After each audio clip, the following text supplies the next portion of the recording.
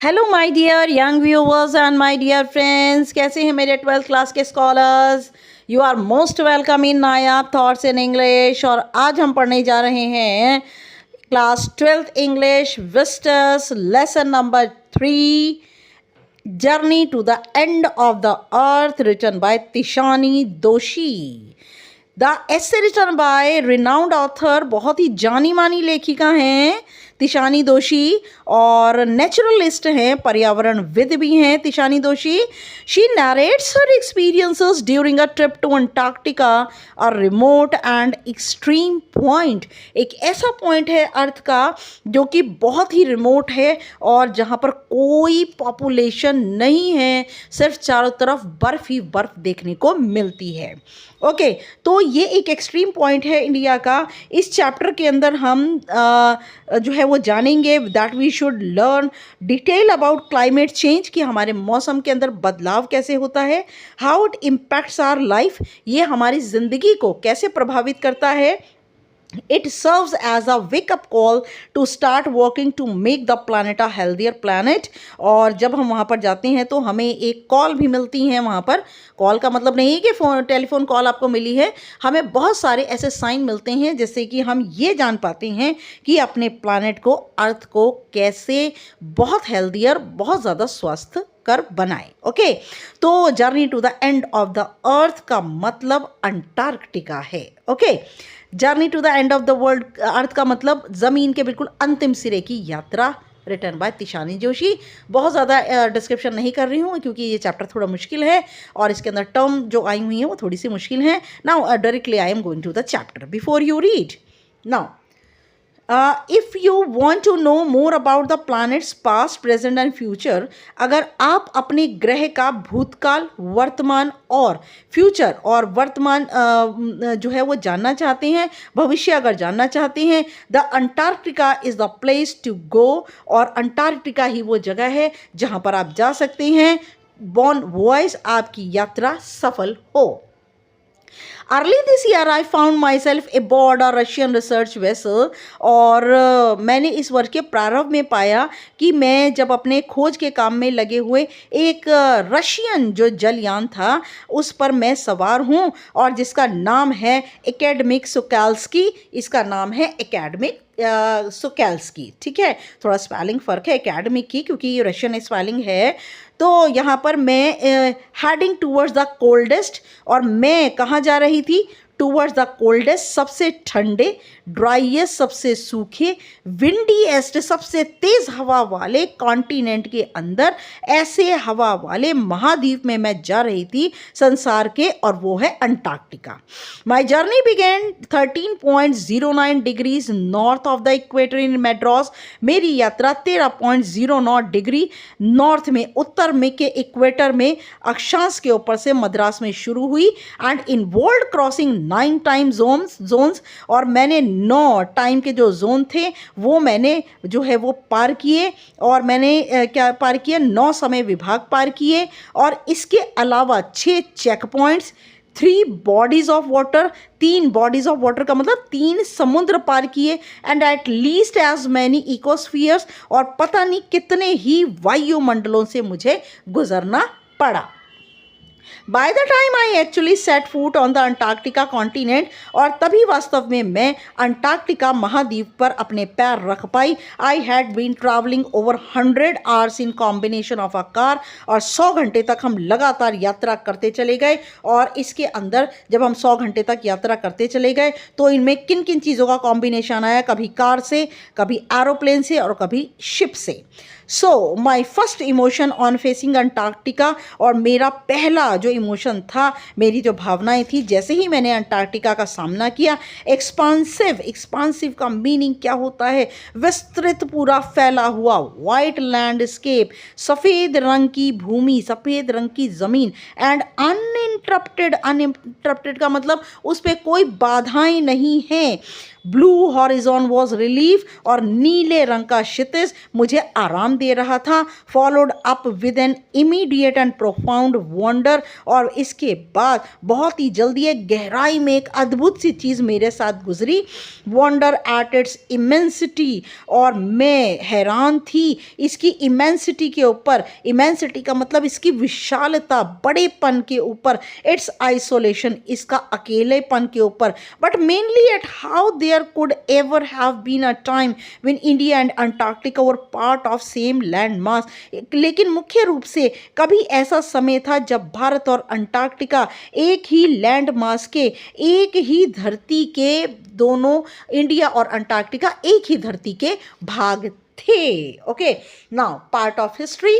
650 million years ago, और 600 करोड़ और 50 वर्ष पहले a giant amalgamated southern supercontinent, और इमालगमेटेड का मीनिंग होता है मिश्रित, मिश्र, और एक बहुत ही बड़ा मिश्रित दक्षिणी सुपर कंटिनेंट महाद्वीप गोंडवाना, जिसको कि हम कहते हैं, डिड इंडीड एग्जिस्ट, जो कि वाकई हमारे सामने था, सेंटर्ड रफली around the present day Antarctica. और वो जो है अंटार्कटिका जो है, और जो मोटे तौर पर आज का अंटार्कटिका के चारों ओर स्थित था Gondwana. Okay, now things were quite different then. उस समय चीज़ें बिल्कुल फ़र्क थी। Humans hadn't arrived on the global scene. उस समय मनुष्य की पहुंच इस ग्लोबल सीन के ऊपर नहीं थी। आप ये कह सकते हैं कि जो मनुष्य की जो पहुंच थी वो इस ग्लोबल सीन के ऊपर, पूरे विश्व के ऊपर नहीं थी।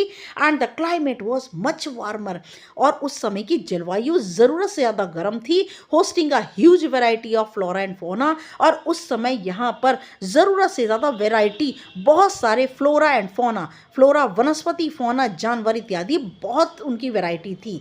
फॉर 500 मिलियन ईयर्स, और 500 वर्षों तक, 500 करोड़ वर्षों तक गोंडवाना थ्राइव्ड, गोंडवाना खूब फला फूला। बट अराउंड द टाइम, लेकिन उस समय के दौरान, when the dinosaurs were wiped out, जब डायनासोरस का अंत होने लगा, and the age of the mammals got under way, और जब स्तनपायी जो जानवर, जो कि जन्म देने वाले जानवरों का उदय हुआ, the land mass was forced to separate into countries. और ये जो बड़ा सा टुकड़ा था जिस पर भारत और गोंडवाना इत्यादि थे, अंटार्कटिका था, ये मजबूर होना पड़ा इन्हें बहुत सारे देशों में बंटने के लिए। Shaping the globe as much as we know it today, और इनको उस विश्व के अंदर बंटना पड़ा जिसे कि आज हम जानते हैं। To visit Antarctica now is to be a part of that history, और अंटार्कटिका को जाकर देखना अब हमारे सामने इतिहास का एक अंग बन चुका है। To get a grasp of where we have come from and where we could possibly be heading, और ये समझना कि हम कहाँ से आए हैं और हम किधर जा रहे हैं। Now and where we it is to understand the significance of Cordilleran folds, और इसके लिए हमें किसके महत्व को समझना पड़ेगा? इसके लिए हमें समझना पड़ेगा पृथ्वी की मुख्य पर्वत श्रेणी की परतों को समझना पड़ेगा। और इसके अलावा हमें प्री कैम्ब्रियन ग्रेनाइट शील्ड, और प्री कैम्ब्रियन की जो ग्रेनाइट की जो पत्थर की जो शील्ड हैं, जो पत्थर की परतें हैं, उन्हें समझना पड़ेगा। ओजोन और कार्बन को समझना पड़ेगा। इवोल्यूशन एंड एक्सटिंक्शन, इवोल्यूशन और एक्सटिंक्शन का मतलब होता है विकास और प्रलय। ये कब हमारा विकास हुआ और कब प्रलय कर हम सब के सब बर्बाद हुए। When you think about all that can happen in a million years, और जब आप सब कुछ के बारे में सोचते हैं जो कुछ भी घट चुका है करोड़ों वर्षों में, it can get pretty and mind boggling। ये सब का सब हमें कैसा लगता है? ये सब के सब को अगर हम 10 लाख वर्षों में जो भी कुछ हुआ है उसको सोच कर हमारा दिमाग, माइंड बॉगलिंग का मतलब दिमाग चकरा जाता है। और फिर क्या होता है? इमेजिन, कल्पना कीजिए, India pushing northwards, jamming against Asia to buckle its crust and form the Himalayas. और आप कल्पना कीजिए कि भारत उत्तर की ओर बढ़ रहा है और एशिया की धरती की परत, जो एशिया की जो धरती है उसकी परत को तोड़ने के लिए उसे धक्का लगाता है और हिमालय को बनाता है। हिमालय को बनाता हुआ, और फिर क्या होता है? हिमालय को बनाता है वो South America drifting off to join North America. South America धीमे धीमे बहता हुआ उत्तरी अमेरिका को ज्वाइन कर लेता है, उसमें सम्मिलित हो जाता है, opening up the Drake passage. और उसके बाद में क्या करता है, ड्रेक दर्रा। दर्रा क्या होता है, दो बहुत बड़ी पहाड़ियों के बीच में जो जगह होती है उसे दर्रा कहते हैं, और एक ड्रेक दर्रा बनाता हुआ और क्या करता है, कीपिंग अंटार्कटिका और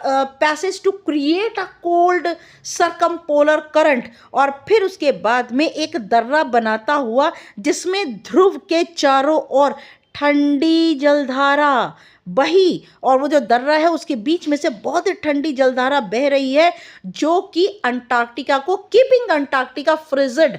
फ्रिजिड का मतलब होता है ठंडा, डेसोलेट का मतलब होता है निर्जन, बिल्कुल सुनसान, और पृथ्वी का सबसे and the bottom of the world, और संसार में पृथ्वी पर सबसे नीचे अंटार्कटिका को ले जाता है या रखता है।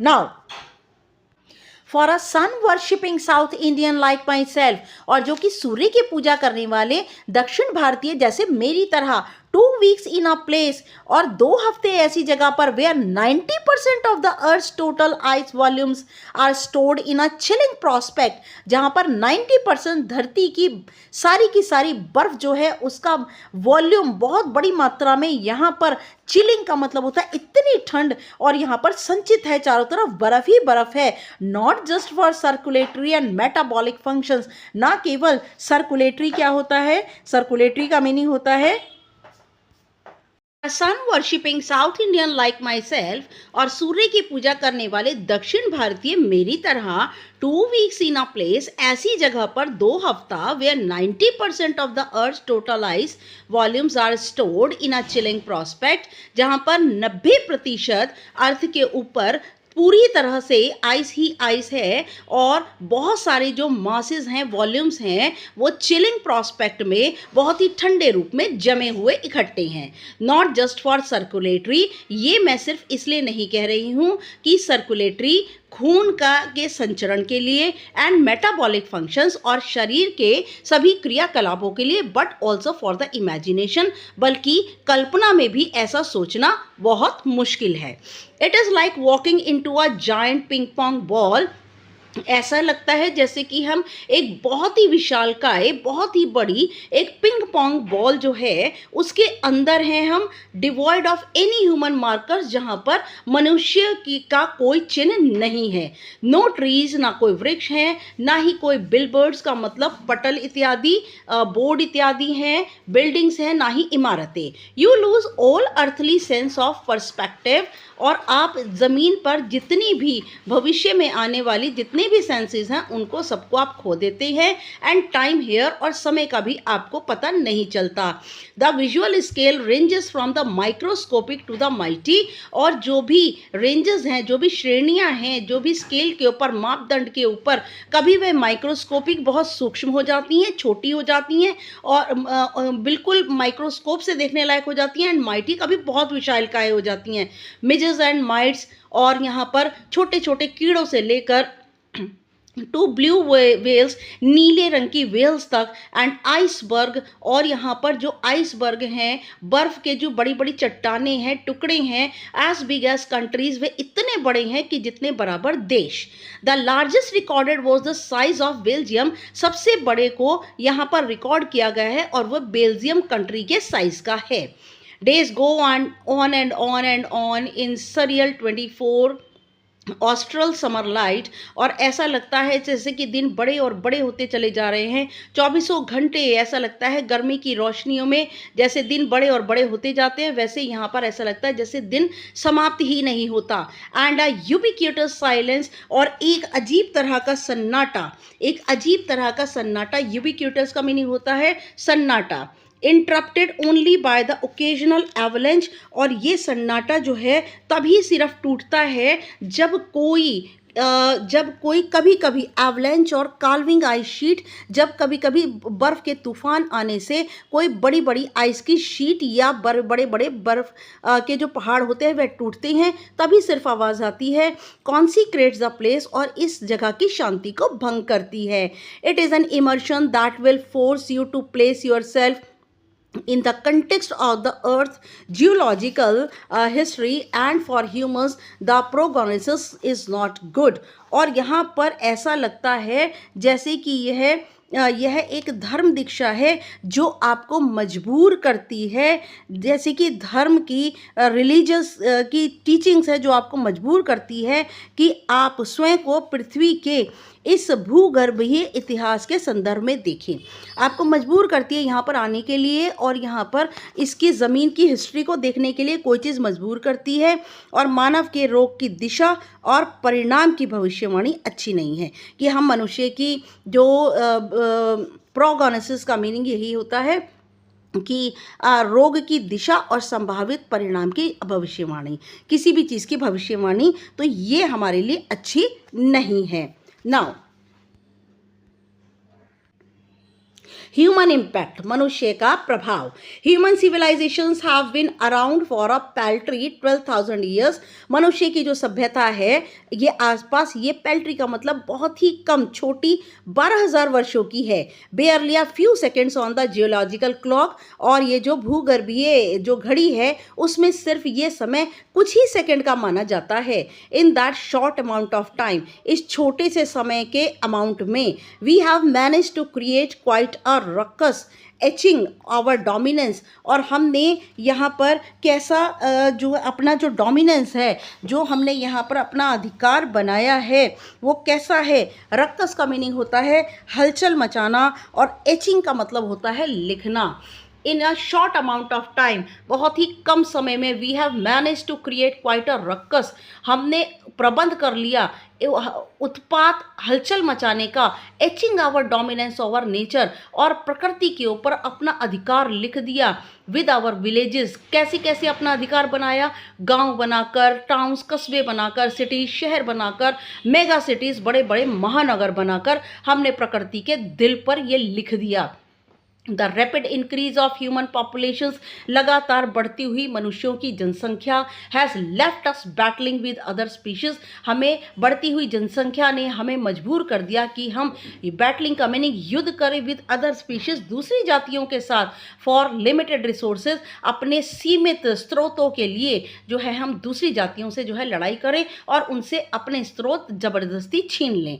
And the unmitigated burning of fossil fuels, और लगातार असीमित जलना, फॉसिल फ्यूल्स का, ईंधन का जलना, फॉसिल फ्यूल का जलना, has now created a blanket of, अब उस लगातार फॉसिल फ्यूल के जलने ने बना दिया है एक कंबल, किसका, कार्बन डाइऑक्साइड का, अराउंड द वर्ल्ड, पूरे संसार के आसपास कार्बन डाइऑक्साइड का जला जला के, सब चीज़ों को, फॉसिल फ्यूल को जला जला करके और कुछ ऐसी चीज़ों का प्रयोग करके चारों तरफ कार्बन डाइऑक्साइड का एक कंबल सा हमारी पूरी धरती ने ओढ़ लिया है, which is slowly but surely increasing the average global temperature, जो कि धीमे धीमे लेकिन निश्चित रूप से बढ़ा रहा है, सामान्य हमारे पूरे भूमंडल का तापमान बढ़ा रहा है।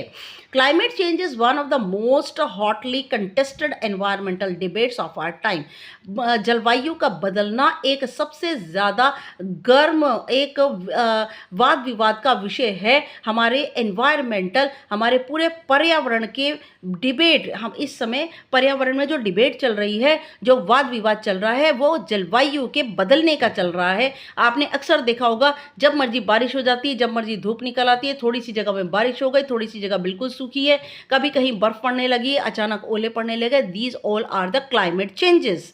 Now will the west Antarctic ice sheet melt entirely, क्या पश्चिम में जो अंटार्कटिक की बर्फ की परत है, क्या वह पूरी तरह से इंटायरली कंप्लीटली पूरी तरह पिघल जाएगी? Will the Gulf Stream ocean current be disrupted, ये जो गल्फ के अंदर जो पानी का प्रवाह चल रहा है, समुद्र के अंदर ये जो प्रवाह चल रहा है, क्या ये पूरी तरह से रुक जाएगा? Will it be the end of the world as we know it, क्या पूरी तरह से संसार का अंत हो जाएगा जैसा हम जानते हैं? मे बी हो सकता है, मे बी नॉट, नहीं भी हो सकता। इधर वे दोनों ही तरीके हैं। Antarctica is a crucial element in this debate. और अंटार्कटिका एक बहुत ही ज़्यादा क्रूशियल एक तत्व है। क्रूशियल का मीनिंग होता है एक मुश्किल, कठिन, सीरियस एक एलिमेंट है इस वाद विवाद के अंदर।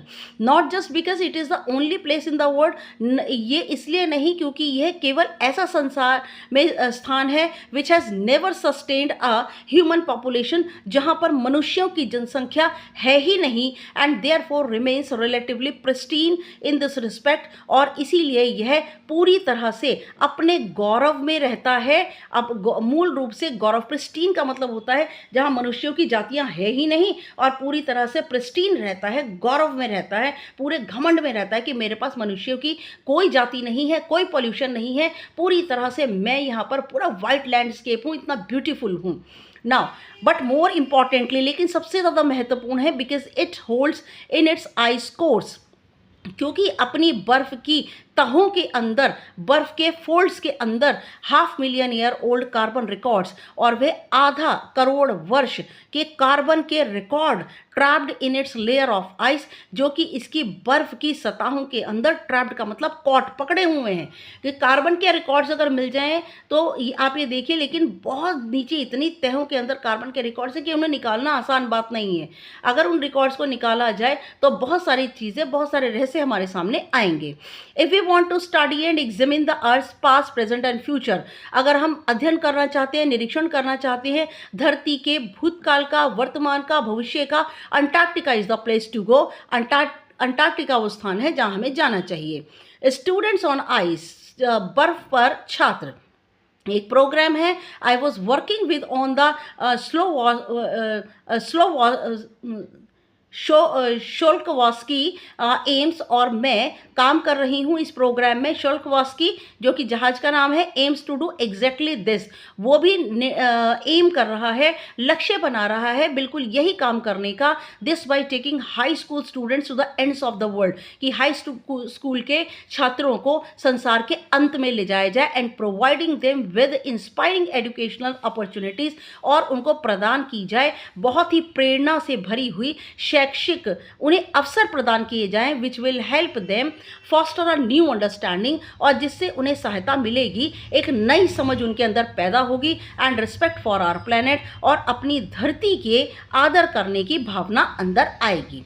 It has been in operation for 6 years now, और 6 वर्षों से ये ऑपरेशन, ये अभियान चल रहा है, headed by Canadian Geoff green, और इस ऑपरेशन को कैनेडियन, एक कनाडा के हैं जियोफ ग्रीन, उन्होंने संभाला हुआ है। Who got tired of carting celebrities and retired, और वह थक चुके हैं सेलिब्रिटीज़ और जो रिटायर लोग हैं उनको यहाँ ला करके, अमीर लोगों को, सेलिब्रिटीज़ हैं, रिटायर्ड हैं, उनको यहाँ ला कर थक गए हैं। Curiosity seekers who could only give back in a limited way, और वे लोग जो कि जिनको बहुत ज़्यादा उत्सुकता है वो यहाँ पर,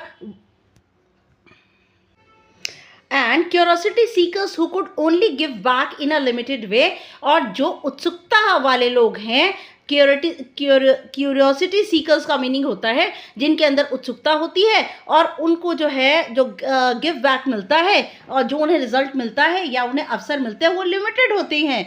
with students on ice he offers the future generation of policy makers, और स्टूडेंट्स ऑन आइस प्रोग्राम के साथ वह ऑफर करते हैं फ्यूचर जनरेशन को ऑफ पॉलिसी मेकर्स, और नीतियाँ बनाने वाले को लाइफ चेंजिंग एक्सपीरियंस, और बताते हैं कि अगर स्टूडेंट्स ऑन आइस अगर जाते हैं तो ये उनके लिए लाइफ चेंजिंग, उनकी ज़िंदगी को बदलने वाला अनुभव होगा।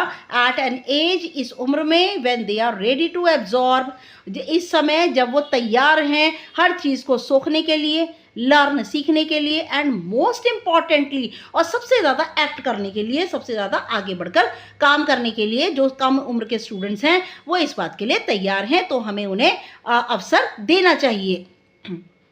The reason the program has been so successful, और इसका कारण है कि ये प्रोग्राम जो है वो सफल हो चुका है, तो ये is because it is impossible to go anywhere near the south pole, क्योंकि अब ये असंभव है कि साउथ पोल के नज़दीक भी कहीं जाना, and not be affected by it, और इसके द्वारा प्रभावित होना।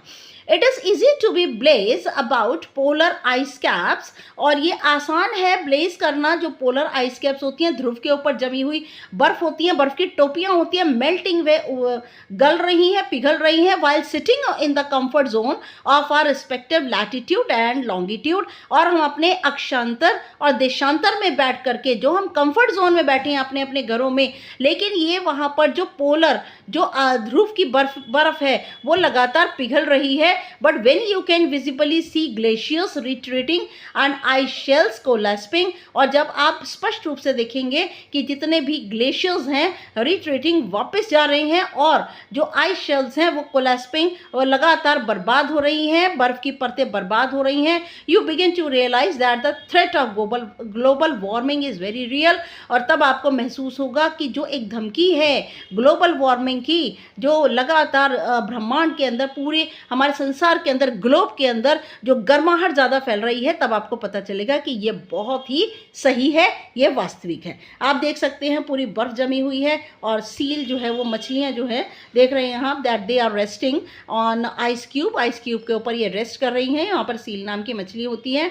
Antarctica because of our simple ecosystem and lack of biodiversity. Antarctica क्योंकि इसका जो इकोसिस्टम है वो बिल्कुल ही आसान है, लेकिन यहाँ पर बायोडाइवर्सिटी, रहने की जो पॉपुलेशन है वहाँ पर अनुकूलता नहीं है. Is a perfect place to study how little changes in the environment. और यहाँ पर बहुत ही आसान है परिवर्तन के, जितने भी वातावरण के अंदर परिवर्तन होते हैं कैन बिग हैव रिपरकशंस, और लेकिन इन छोटे छोटे परिवर्तनों के एक बड़ा असर हमारे वातावरण पर पड़ता है. Take the microscopic phytoplankton. Phytoplankton एक तरह की घास, एक तरह की पौधा होता है, माइक्रोस्कोपिक होती हैं, बहुत छोटे छोटे होते हैं.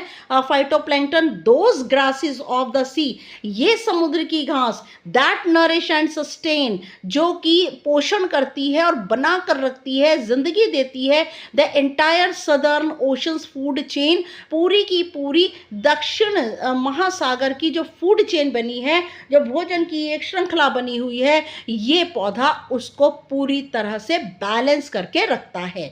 दी सिंगल सेल्ड प्लांट्स, ये है एक कोशिका वाला पौधा, यूज द सन्स एनर्जी, सूर्य की ऊर्जा को यह प्रयोग करता है to assimilate carbon and synthesise organic compounds, और ये इकट्ठा करता है कार्बन को और सिंथेसाइज ऑर्गेनिक कंपाउंड्स, जितने भी चीज़ें हैं ऑर्गेनिक कंपाउंड्स हैं उनको इकट्ठा करता है. In that wondrous and most important, बड़े ही अद्भुत तरीके से और सबसे ज़्यादा महत्वपूर्ण है, ऑफ प्रोसेस कॉल्ड फोटोसिंथेसिस. सबसे ज़्यादा इंपॉर्टेंट है कि ये पौधा फोटोसिंथेसिस, खाना बनाने का काम, दूसरी पत्तियाँ जो है खाना बनाने का काम पौधों के लिए करती हैं. हालांकि सूर्य की रोशनी अंटार्कटिका पे ना के बराबर ही है, लेकिन फिर भी सन की जो एनर्जी है उसका प्रयोग करके ये फाइटोप्लैंक्टन सभी समुद्री जीवों के लिए भोजन का काम करता है.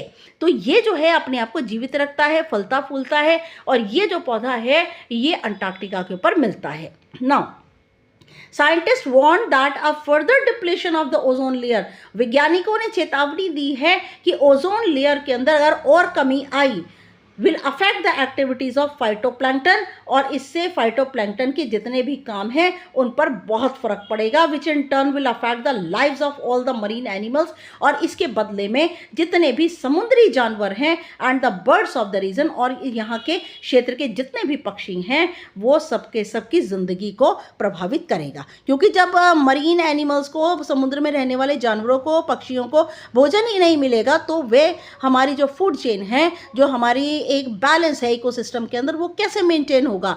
And the global carbon cycle, और ग्लोबल कार्बन साइकिल जो है उस पर भी फर्क पड़ेगा.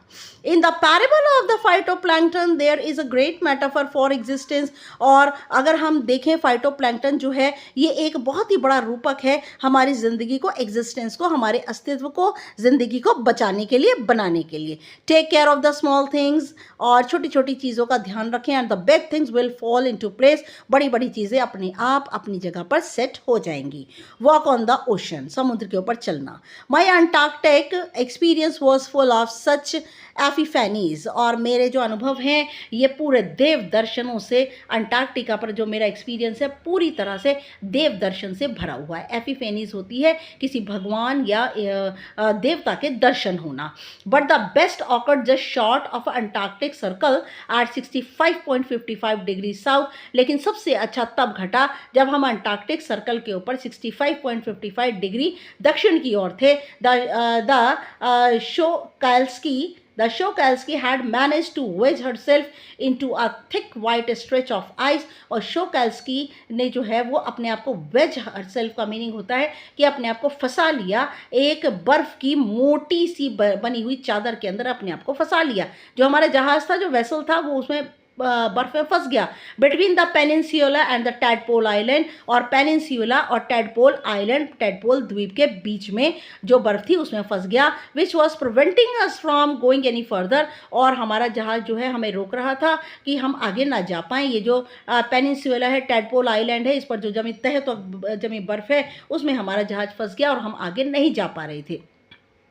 The captain decided we were going to turn around. और कैप्टन ने निर्णय लिया कि हम वापस पीछे मुड़ेंगे एंड हेड बैक नॉर्थ, और दोबारा हम उत्तर की ओर बढ़ेंगे।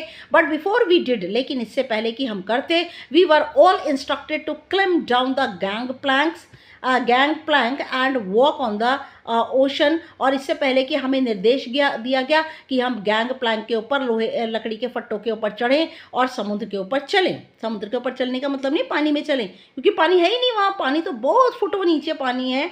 और yes now so there we were, और इसीलिए हमने ऐसा किया। ऑल 52 ऑफ अस, हम 52 लोग थे, किटेड आउट इन गोर टैक्स एंड ग्लेयर्स। और हम सब तैयार थे। किटेड आउट का मतलब बिल्कुल पूरी तरह से सूटेड बूटेड हैटेड थे। गोर टैक्स होता है पानी में चलने वाले कपड़े जिनसे पानी जो है असर नहीं करता, एंड ग्लेयर्स और बड़े बड़े चश्मे। Walking on a stark whiteness, पूरी तरह से सफ़ेदी के ऊपर चल रहे थे।